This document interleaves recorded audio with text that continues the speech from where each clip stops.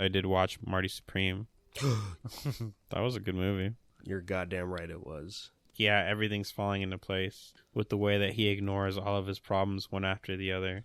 Mm-hmm. I was like, if nothing else matters other than this fucking ping pong, man, like table tennis. Yeah, show some respect. I don't think that's how people talk in 1952. Especially Tyler the Creator. I got kids, nigga. He's like he was really like trying his best not to channel Dave Chappelle as he was like trying to act, and I get that. I was like, it's hard not to want to be like one of those caricatures that he does like on any of those skits from the Chappelle Show, like season 1 or 2. But I still think it was a good job. I think the important takeaway of the movie is that the setting is important, like the 1950s specifically, because that gives an extra level of like struggle for Marty, as far as like, he needs this money to get the plane tickets, going to Japan, and freaking Endo, like his rival, as he states, right? He's from Japan. It's like, whoa, they're bringing the Japanese here? What happened to the travel ban? The music doesn't even really fit either, right? Because it feels more like a 1980s thing. That is exactly what Karina said. Why the fuck did they add all of these songs from the 80s into this movie? Doesn't make any sense, especially the last song in the movie. But you know what, man? It really fit. I mean, it was it's a good soundtrack. Like, don't get me wrong, but I'm just saying, like, we're talking about like, I guess they just didn't have the bops in 1952. Like, the 50s just fucking sucks when it comes to music. I don't really know.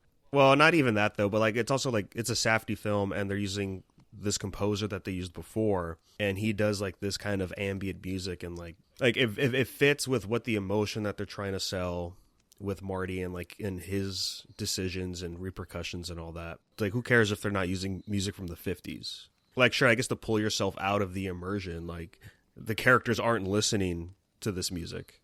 Yeah, I did feel that a lot with 2 specific scenes. There's like the climax, of course. And then there's like the other scene where I'll say he's basically burning bridges and is looking for like a place to stay. I want to say this is the scene that really took me the most, because I was kind of disappointed that this didn't go anywhere.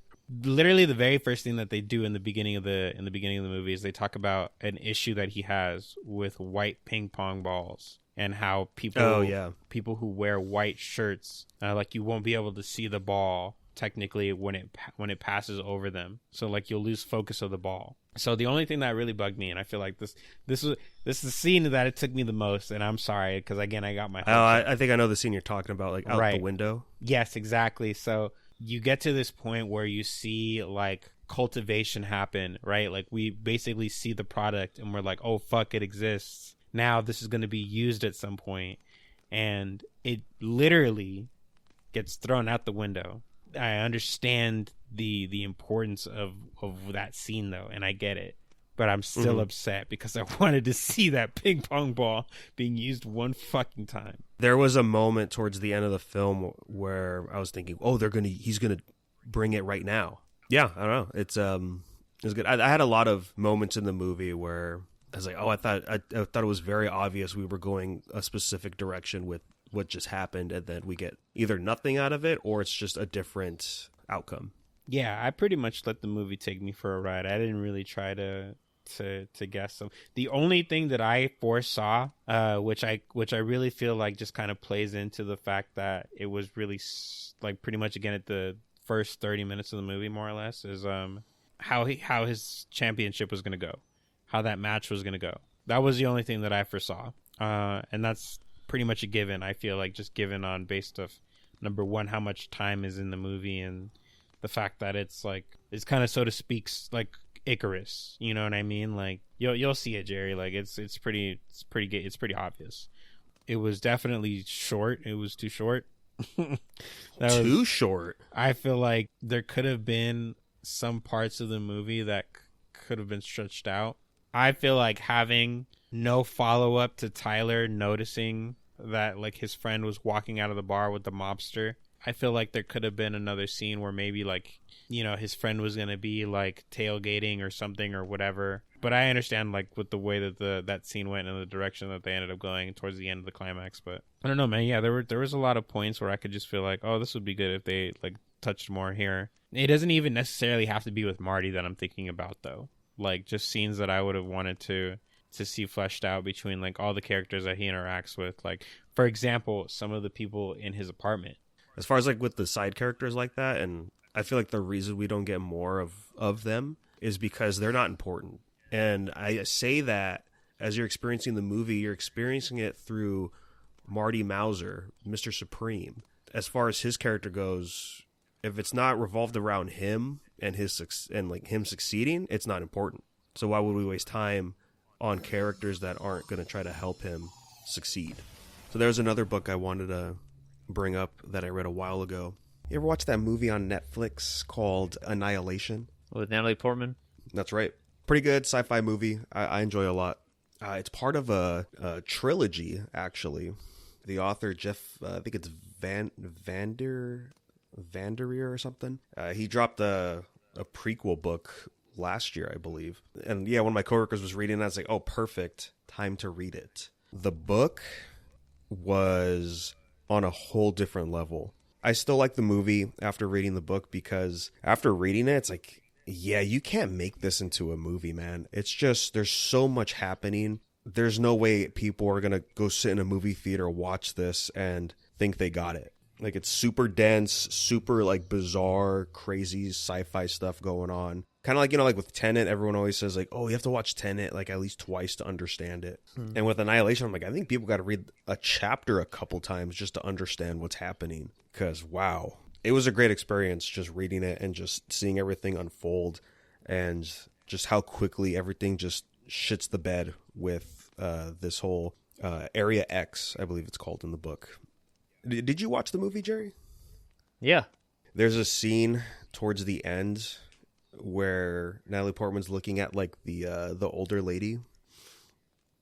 And like the older lady has like that huge monologue going on. And it's like all like existentialism and like crazy weird shit.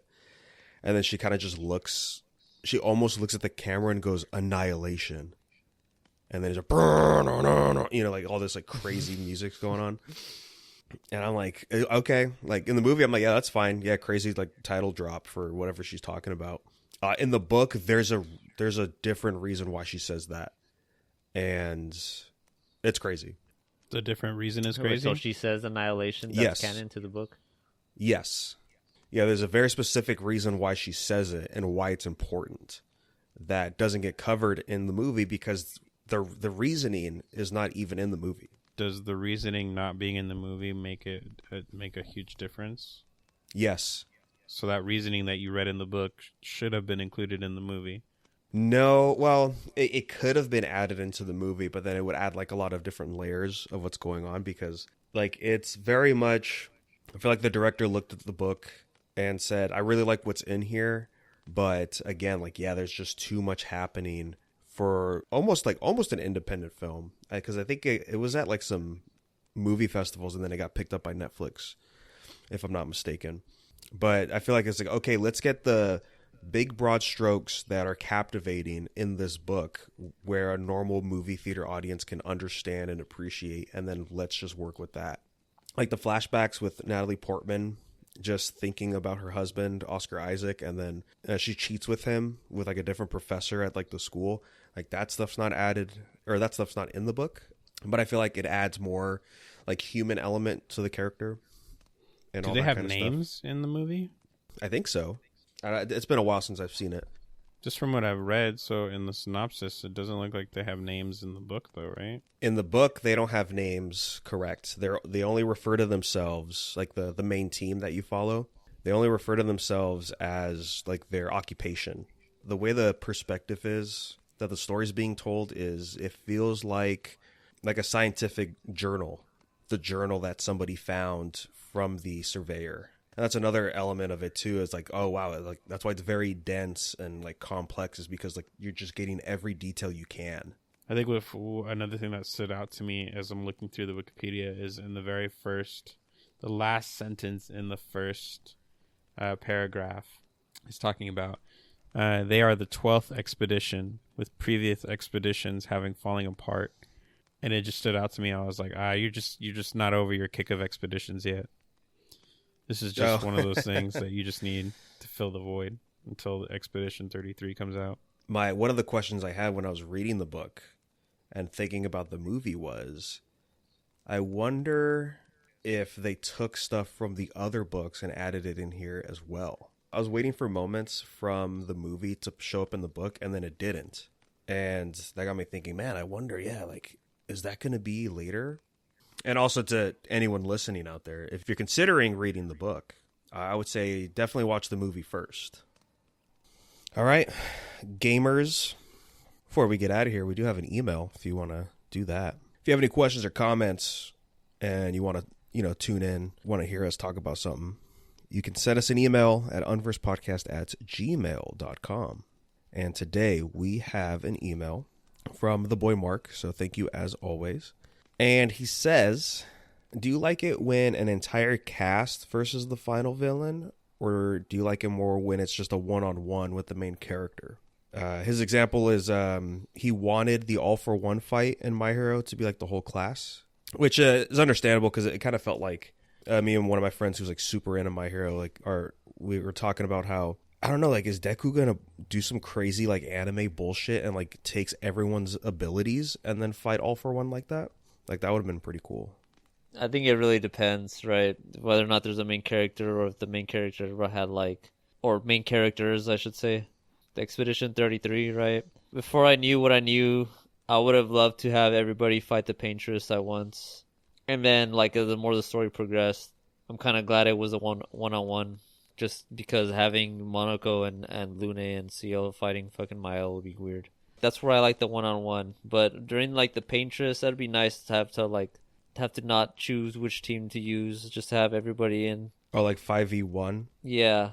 Since she's so fucking... Well, she's not that strong, but since it's supposedly the climax, but we just keep peeking from there. Yeah, outside of the combat, everyone is fighting at once. But yeah, no, I get it. I think I've always been a bigger fan of everybody fighting the boss versus just a single person. A lot of Tales games that I played growing up, they all pretty much follow that. It's going to be the whole party, essentially, just fighting the final boss together.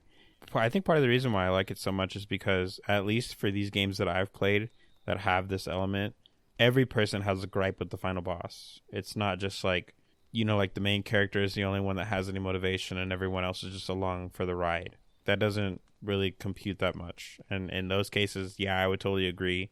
It would have been better to just be a solo fight, But other than that, I do feel like it doesn't necessarily take anything away, whether it's 4v1 or 5v1 or however, whatever the limits for your party's team is. I mean, we talked about, the Simon fight not long ago, and it really makes me think when we take story driven bosses and give them, I want to say kind of plot armor. So you have to get them to a certain point of health before, they're going to take certain actions, fighting Renoir and as the final boss or something like that. When we add this degree of difficulty or expected degree of difficulty for the final boss and things like that, it's just I don't really expect to be able to do this alone. And that's literally my expectation most of the time, is that no, it's not just going to be alone. There are games where obviously I don't see it playing any other way. Well, actually, let me rephrase what I'm going to say. There are games where it was better. What Gerry was saying earlier, my example for that was, and I guess it's kind of spoiling it for you, Gerry, because you never finished it, but Final Fantasy 16 is a good example of that. You have your final, you have your whole crew after a certain point. You still only play as one character the whole time, but you technically have other people in your party. You expect this big thing to happen for the finale of the game, but it doesn't work out the way that at least the way that I had hoped, and it just pretty much ends up being you. And story wise, I get it, that makes sense because of how the conclusion of the story works. But I think if the question is just asking me what I prefer and if it's having fun, then I'm gonna just pick more people over one. Yeah, it depends on who the final antagonist is and like what are the stakes, what is the relationship with the main character and the antagonist. Most part I do prefer the one-on-ones just because of like you get like some really good fights and stuff out of that. But I also do like it's like a mix of both where, you know, it's like a super crazy hard final villain in a series and then it takes like everybody to do it, and then, you know, like the main character like comes out and it's just like, all right guys, we're gonna do this, and then it turns into like that one-on-one at the end. Like that could be pretty fun too. Like that's how it is in Claymore, if I recall correctly, just because Priscilla is just such a strong character that it just takes everybody, and then Claire has to go through like this like crazy like Bankai form to basically fight her. They never got that far in the show, did they? Because I remember the show had like a different ending. No, the anime ended before the time skip. Right on. So thank you for the question as always. And again, yeah, if you have any questions or comments, leave them and we will bring them up. I like being silly. Do you guys like being silly? Especially on the internet? Yeah, buddy. Especially with news. Right. You know, you guys like being silly with news? That's how I always get my news. Cool, because this is the spot for you. There's this page on Instagram called Palette Swap Mag. It's a magazine, but they also have an Instagram. You guys know already, right? Yeah, I do. Yeah, so what they do is like they take articles, or they take things that are like happening like today or in the moment, and they fucking just make like this is one, right? It says Marvel's Avengers Doomsday will feature a team of 6 heroes guiding a payload across the map to an objective. In a leaked internal Marvel Studios memo, plot details for Doomsday were revealed, showing that the film will revolve around 6 different Marvel heroes guiding a payload across the map. The team to be determined at a later date will be chosen from a roster of available Marvel heroes from the MCU. Remember, teams need to be balanced. We can have triple support meta ruin any tension we built through Doctor Doom's conquest. Right, so you get the gist, right? There's one. Ghost of Yotei DLC to have Atsu compete in only game show where the game changes every show. In the DLC announced during the most recent State of Play Gemuchenja, Atsu finds herself on a hellish game show where the only way to learn is by playing, the only way to win is by learning, and the only way to begin is by beginning. I'm pretty sure that's fucking niche. So it's just a page of satire, alright? If you guys like video games and fucking bullshit like that, nerd shit, and just have a satire take on it, bam, Palette Swap Mag is your page. And just give their website a shot too, because I didn't. I can tell you that right now. I didn't, but I'm pretty sure it's going to be like everything I see right now. I don't know why I'm so aggressive. Being a fan of The Onion, I do like satire articles like this, so this is pretty good. We'll have a link in the description so you can check out the page. So, all right, gamers, with that, we're going to close it out. So we'll catch you later. Tune in next time when we talk about ending the podcast correctly, Oscar.